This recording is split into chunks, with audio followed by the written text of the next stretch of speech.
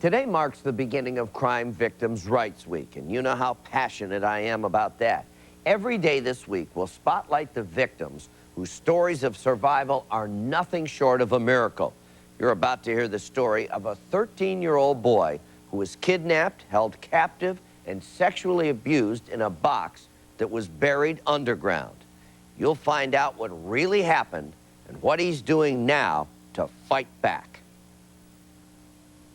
I've worked for more than 20 years to protect children from sexual predators and lowlifes who prey on their safety. Today, we'll meet one victim whose story is just horrible. At 13 years old, he was held captive in a box just like this one. It was buried underground, and it was his torture chamber. Years have passed, but the torture's not over. The man who stole his innocence and nearly destroyed him could be released from jail and free to do it all over again. He and other victims are fighting back, and we really need your help. Please, don't touch that dial.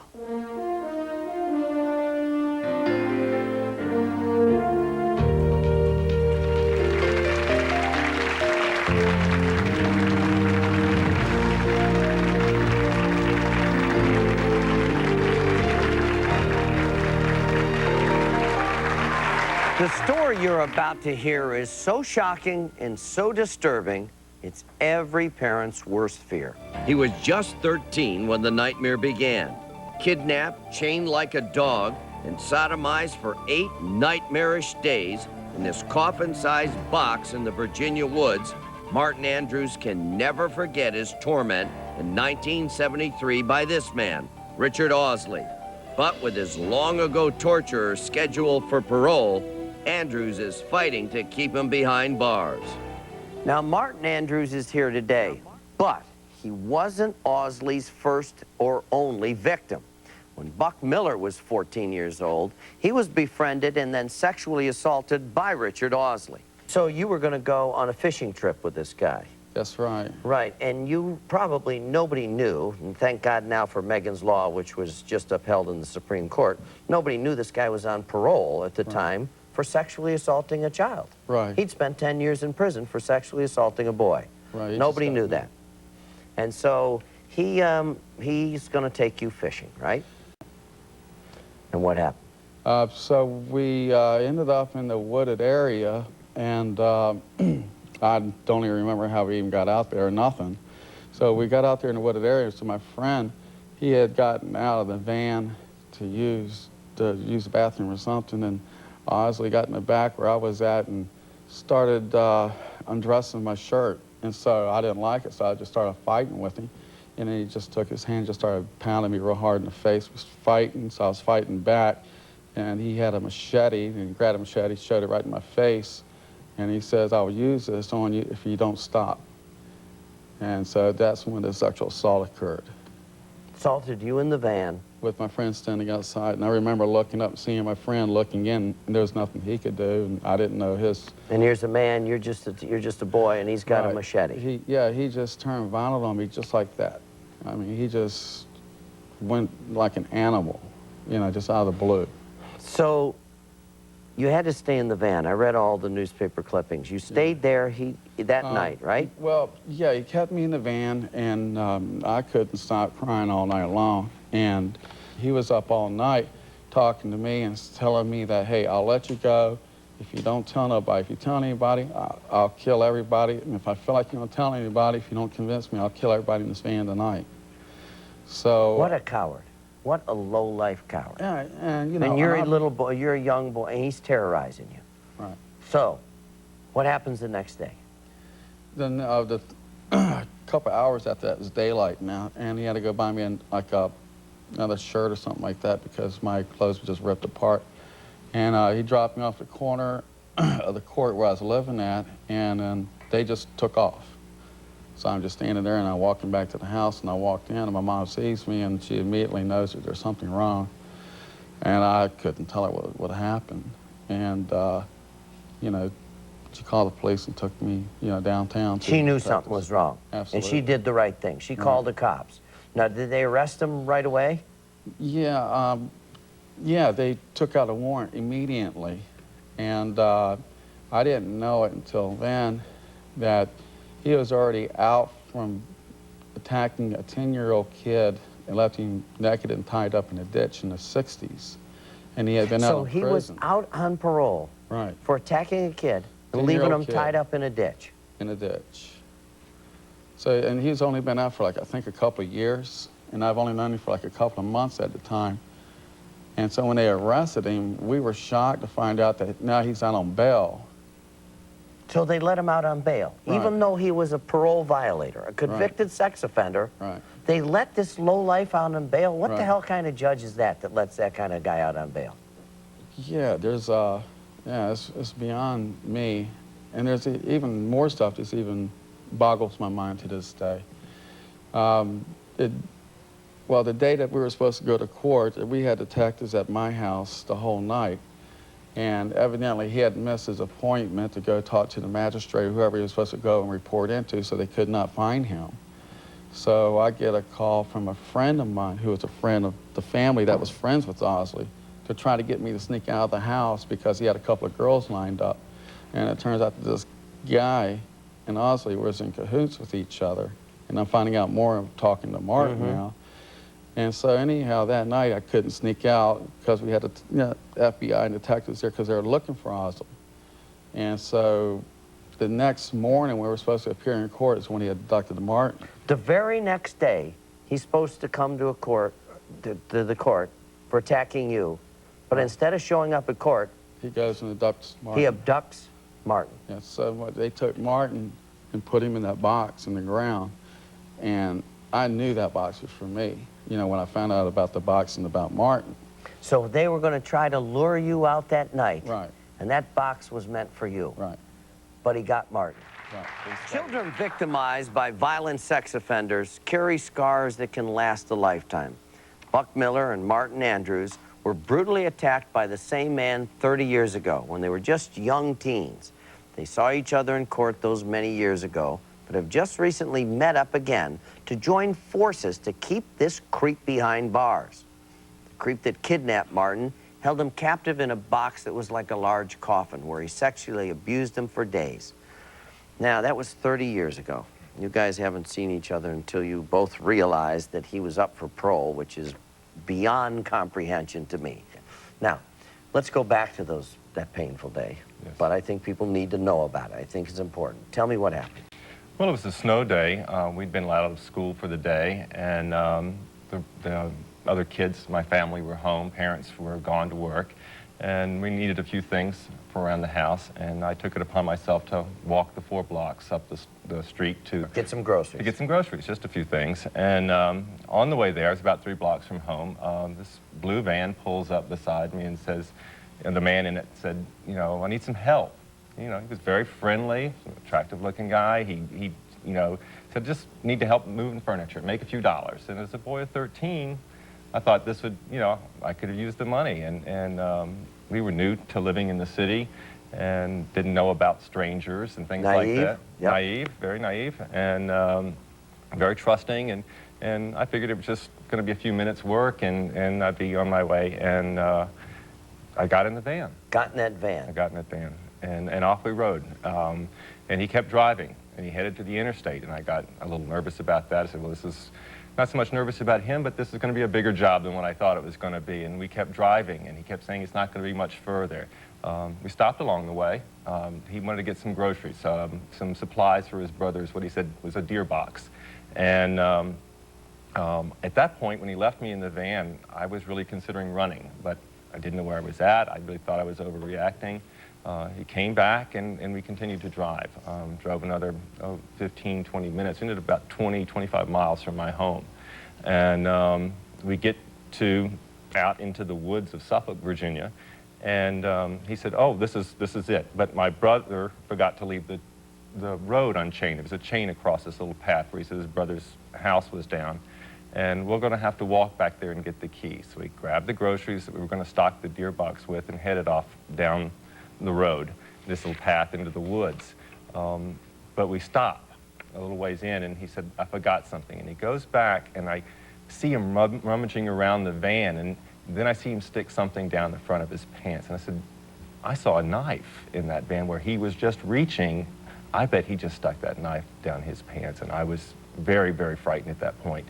But still, wasn't conceivable to me that somebody would harm me in that way. And so we went on down the road. We got through the woods about a half a mile in, and he stops and said, "There's the deer box." And I didn't see anything.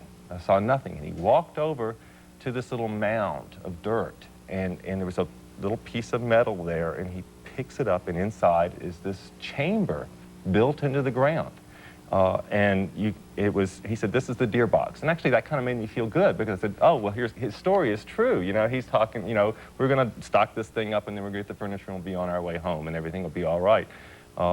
He gets down into the box, and I hand him the groceries, and he says, "Come on down here and help me straighten this thing out." And so I get down in the box, and somehow we got twisted around, and he was at the opening, and I was at the back of the box. And he said, "Hold on a second, I've got bad news for you. You've just been kidnapped." My blood ran cold. I didn't know what to do, and so I said, "You know, don't come near me, or I'll hit you." And about that time, he grabbed me, and we wrestled, we fought. I went for that knife that he had, and he hit me a couple of times and subdued me. And he said, "If you ever touch that knife again, I'll kill you." And I never touched it. It's my most vivid memory. It's just the picture of that knife in my mind. Is, you know, because every time he came at me, you know, or told me to do something, he would have that knife with him, and he would say, "If you don't do what I'm telling you, then I'll kill you." And he kept you in that box? Yes, for 7 days. 7 days in that buried box? He was with me for 7 days. I spent 8 days in that box. He spent 7 days in that box raping you? Raping me. It began immediately. He took my clothes off of me immediately, and he said, "What's going to happen next is going to be uncomfortable, but I've got to do this. Something I've got to do. And you just lie there and be quiet, or I'll kill you." So, you have the groceries. You're in the box. He's there with you. Mm-hmm. Never lets you out of his sight. Never. I mean, he did leave a couple of times. For what purpose, I don't know, but he left me several times. But every time he would leave me, he would either chain me to the box, or he would bind me with wire, bind me my hands and my feet with wire, and leave me sort of like hog-tied inside this box while he was gone. Did you ever think you were going to get out of that box? You know, I was afraid he might kill me, but I never thought, you know, I never thought I would die there. We were a church-going family, and I prayed God would rescue me from that box, and I really had to believe that. I think I had to believe that he was going to rescue me, and somehow I was going to get home. I just knew that I was going to get home, but, you know, looking back on it now, I think what a miracle that I got home. What a miracle. What did he say to you during those days? We would have conversations, and we talked about a lot of things. As a matter of fact, I kept him talking all the time, because if he wasn't talking, he was wanting to rape me. So we kept talking a lot, and we talked just about the woods. We talked about Boy Scouts. We talked, you know, normal, I guess, regular conversations. But this was your way to survive. Exactly. Exactly. So, 7 days, you're in the box, and what does he say at the end of the 7 days? He says, "I'm going to leave you here, and I'm going to call your mom and tell her to come and pick you up." And so that's what he did. He chained me to the box. Chained me to the box. Around my ankle, he puts a chain and nails it to the back of the box and puts a lock on it. And he says, "I'm going to call your mom and have her come pick you up." And he rapes me one time before he leaves, and then he was gone. And I was just left there alone. And you're in that box. Buried in the ground. By yourself? Mm-hmm. He's gone. He's gone. I want you to tell me what happened next when you come back. Now, today's show's not just about sexual predators. There's a point to today's show. And if it's been determined that a sexual violent predator is a danger to the public, a civil commitment law, it's important, a civil commitment law would allow the state to hold that predator until the threat of danger is gone. We're going to talk about that later, and it's a really, really important law. Now, that's what Buck and Martin are fighting for. They were both victimized by a repeat sex offender named Richard Ausley 30 years ago. And I can't believe this, nor can they, but there's a chance that he could be released from prison. But before we get to that, you went back to that site in those woods where he held you in that box for 7 days. Can you take a look at this? On this cold January day, Andrews, led by the same hunters who saved him, goes back to the place where his innocence was stolen. I'm wondering if I'm going to recognize where is that? It's probably right here. Yeah, this is it. Yeah. This is it. Oh, God.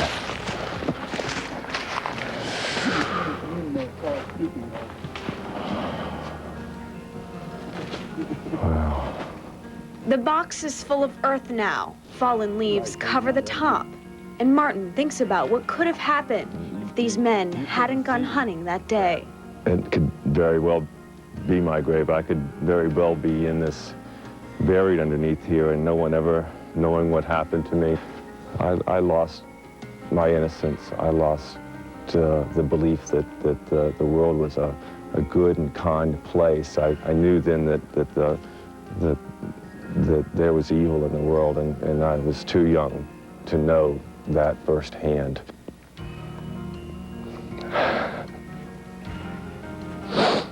A lot of guts to go back there. A lot of guts.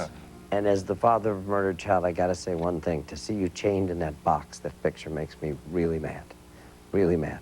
But he leaves you after 7 days. He leaves you chained in there, and he tells you a lie, that he's gonna go call your mother. You're chained in that box, either to starve to death or the possibility he's gonna come back to kill you. What happened? Well, I went to bed I went to sleep that night, not to bed. I went to sleep that night thinking my mom was coming, believing him that he was going to call my mom. And the next morning, I was trying to, get maybe something to eat. There was peanut butter and crackers in the box, and I was getting something to eat. About 8 o'clock in the morning, I start hearing cars or something outside.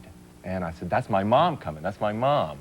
And I could just stretch out enough that I could lift up the lid of that box and get the top of my head out. And I had my leg stretched with the chain around it, stretched all the way behind me. And I saw there were 2 trucks. And I screamed. I screamed and yelled at the top of my voice to get them to stop. There were 4 hunters in those 2 trucks. They were there on this property to hunt the last day of hunting season. And they stopped. And they came over and saw that I was there. What did you say to them, and what could they have possibly thought when they saw you chained in that box? At first they thought it was just a kid playing some pranks or something back there. But when I screamed, actually one of them actually lowered his gun at me, and I was certain he was going to shoot me. And I told him, I said, I've been kidnapped. And they came over and they looked in that hole, and one of the guys there, they said he was the roughest, toughest guy they knew in the Navy, and he actually had to leave. He had to go out and stand to get the police. It bothered him so much. It bothered him so much. So much. And they felt so bad for you. They did. But they saved your life. They saved my life. You really saved your own life by yelling and screaming. Now, your sister Jennifer's here. Yeah. She loves you. You're from a very loving family. Yeah. He's gone 8 days. What are you thinking? It's my fault. Why your fault? I sent him out for milk. So what? Well, he didn't come back. You know whose fault it is? The judge who put him out on parole, on bail. Absolutely. The judge who put him out on bail, that's whose fault it is. Well, when you're 11 years old.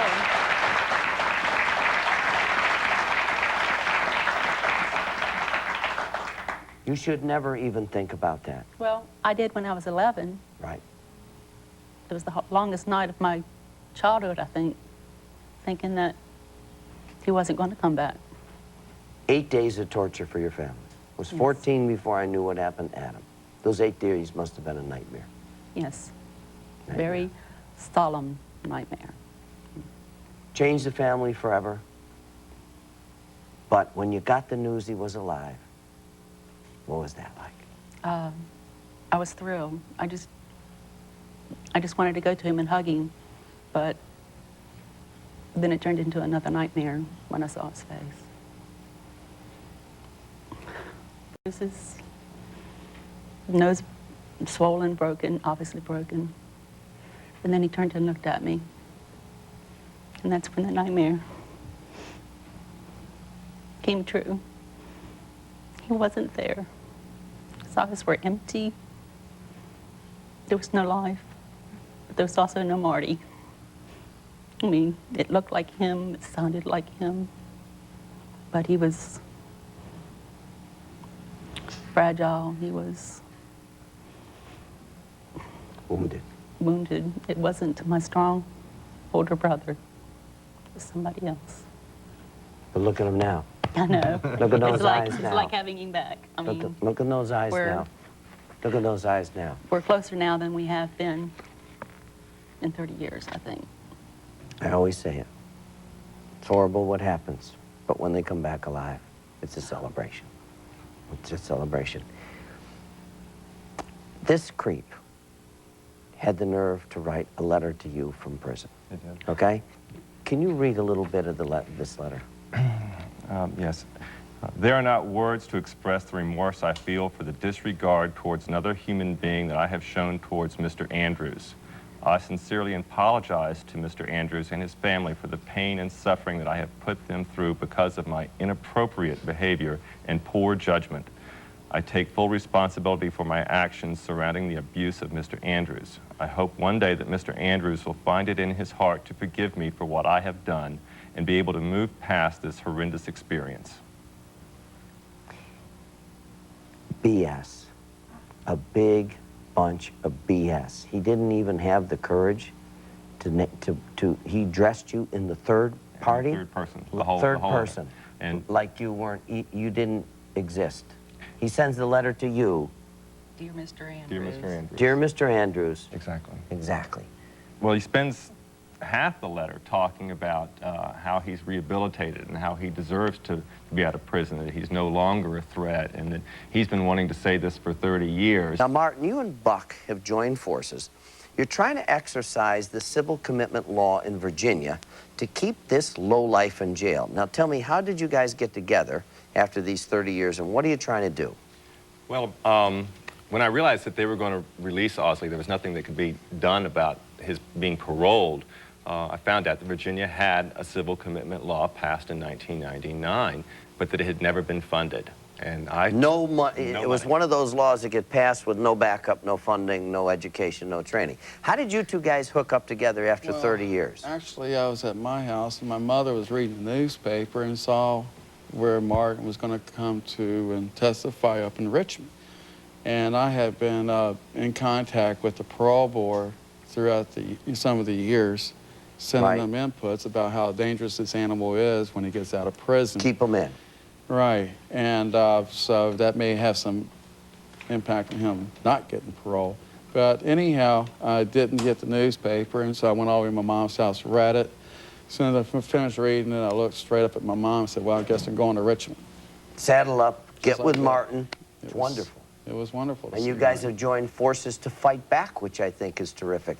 But did you ever think he would be paroled? I mean, did you ever think he'd get to this point? I knew he was going to be paroled. I knew his release date all along. And that's why I was active in trying to, every year I knew he was coming up.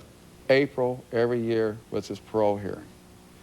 So, and it was like every 2 years sometimes. And so I knew the end was coming soon. And I was trying to figure out how I was going to deal with it when he got out of prison, you know, because I've been planning on his release for a lot of years.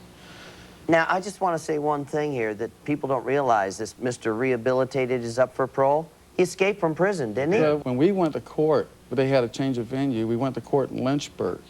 In Lynchburg, he was led to the bathroom. In the bathroom, in the courthouse in Lynchburg, Virginia, he got a shotgun shell, got a roll of toilet paper, made a gun, escaped in the courthouse. They caught him sneaking out the window. He was either going to use that to shoot me or shoot the judge, right? When they finally nabbed him, they sequestered us in the judge's chamber. They said, okay, it's safe. Now we can go back in the courtroom. We went back in the courtroom. The guy's sitting in his chair now, Ausley. I was led to, to my area.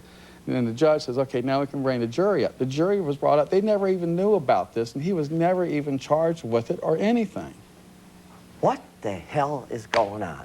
He should be in jail until he does die, okay? Right.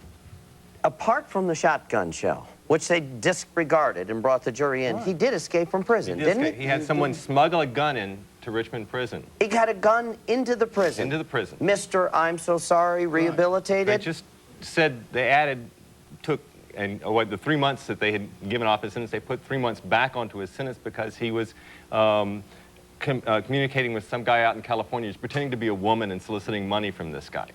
Now, as I mentioned before the break, what a brave lady you are, and I'm so glad you're here to speak out, that you were sexually assaulted by a repeat offender, a sex offender, who was paroled after only 15 years, not for the rapes. He actually committed a murder. That's right. Okay. What happened?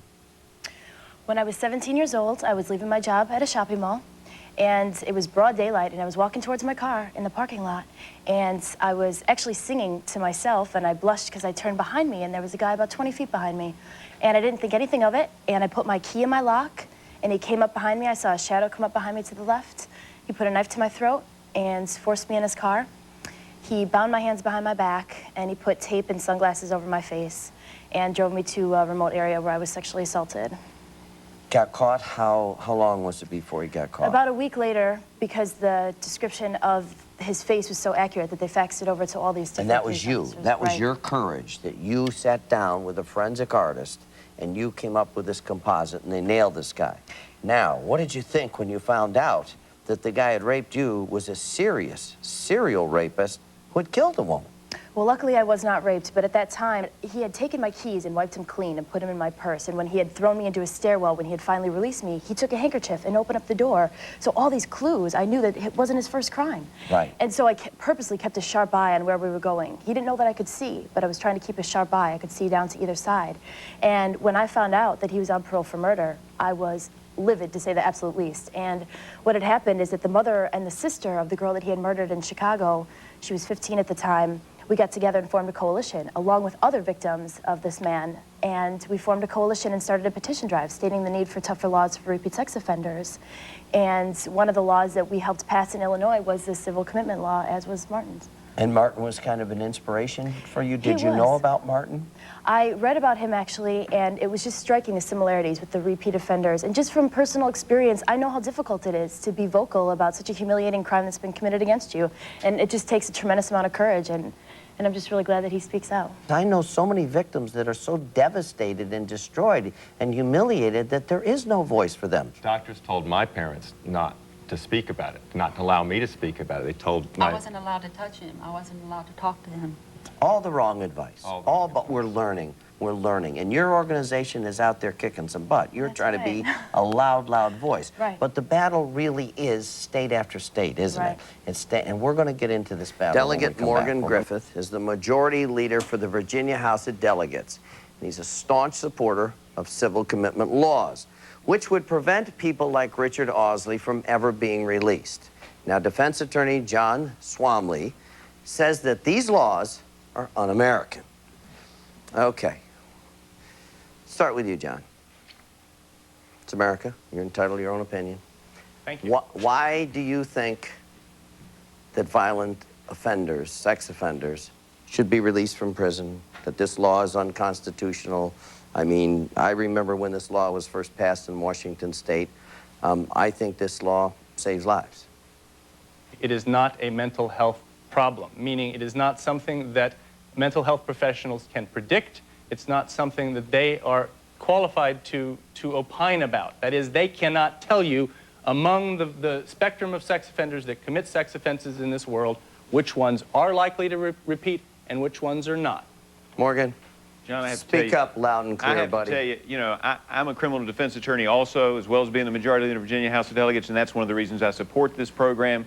I know that these people are going to come back out when they get finished with their criminal time, and they're going to do these crimes again to the children of Virginia, the children of the United States of America, and I don't want to see it happening. And we don't have to have psychiatric testimony, because what we have found through years of study is that you do some tests, you see what people's backgrounds are like, and whether or not they've committed on offenses against more than one child, and they don't always have to be convicted, but where they've got more than one victim, we know that when they come back out, they're going to do it again. And our studies have shown that in 1994, we had an 86-year-old in the Virginia prisons whose last offense was committed when they were 83. They don't age out. They never stop. They keep doing it. And if we don't pass civil commitment laws in this country, they're going to keep doing it. And I'm not going to be on the side of the perpetrators of these crimes. I'm going to be on the side of these gentlemen and this lady who are trying to put a stop to this kind of crime happening over and over and again by the same people.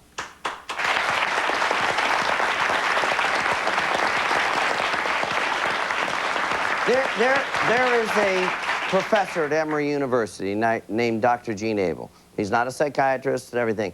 He studied about 550 pedophiles over a 15-year period, and they admitted to or were convicted of about 60,000 molestations of children.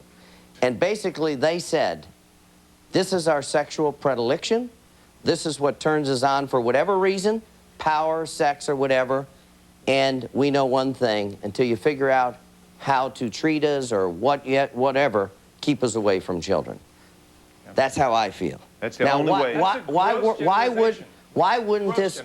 Pardon me? That's a gross generalization, and what it is an attempt to appeal to the notion that no one can be rehabilitated, and you're wrong in terms of just the raw data. Roughly half of the people that you want to have committed will not reoffend.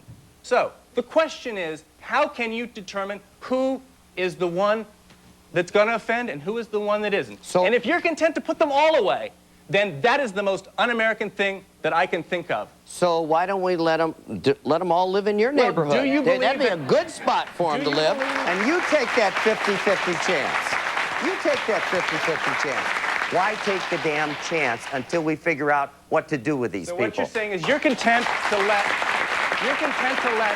people that you know will not reoffend, but because you can't tell who will and who won't, you're content to let people who you know will not reoffend go to prison for the rest of their lives. Do you believe in the theory that 10 innocent people, 10 guilty people should go free such that one innocent person not be convicted? Do you buy that or not? I'm not so sure about that, okay? All right? You're talking the father of murdered child. I understand that. I wouldn't want to take the gamble. The bottom line is you're trying to think of a way, after the fact of a criminal sentence, to try and keep someone still in prison. And that is certainly not what the proponents of these laws are really trying to do, if you believe what they're saying about the reasons for passing. So you still didn't answer my question. Those guys from doing this again. That's what this is about, and it has nothing to do with their prison sentences. It has to do with protecting other children. Yes.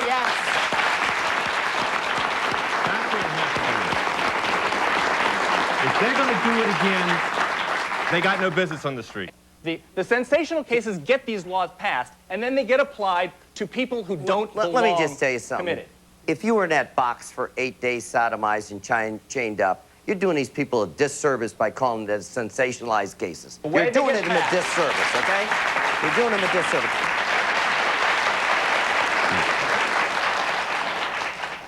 If the goal is to keep sex offenders from being released, then have your criminal law reflective of that goal. And we are a system of laws. If they're sane enough to be convicted, then they're sane enough to be prosecuted for as long as we as a society believe their crime is worth. Do you know what bothers me the most thing about what he said right here? Sensational cases. If it was one of his kids that was sodomized by this guy, it would be a sensational case to you. And I just want to say one thing, we're out of time here.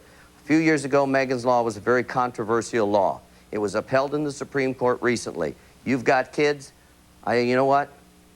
At least you have the right now, whether you believe it or not, to know that one of these animals, like this guy, lives next door to you, and I hope and pray that they never get a hold of your kids. But anyway, I got to say I'm very proud of the victims who were on today's show. They're so brave, and I applaud them for finding the strength to use their experiences to help protect other innocent people. Civil commitment laws will help to keep violent predators off the streets and behind bars where they belong. So if you want more information on how to get one in your state or to support the one that already exists in your state, please log on to our website at johnwalsh.tv to find out how you can help get those laws passed or keep them there. Boy, I learned a lot today, and I got to say it again. I'm so proud of you. I know how tough it is because I have met thousands and thousands of victims that have been devastated by the criminal injustice system who couldn't speak out. You are a very loud voice for victims all over the country today. I'm very proud of you. Thanks a lot for watching today. Please stay safe, and we'll see you next time.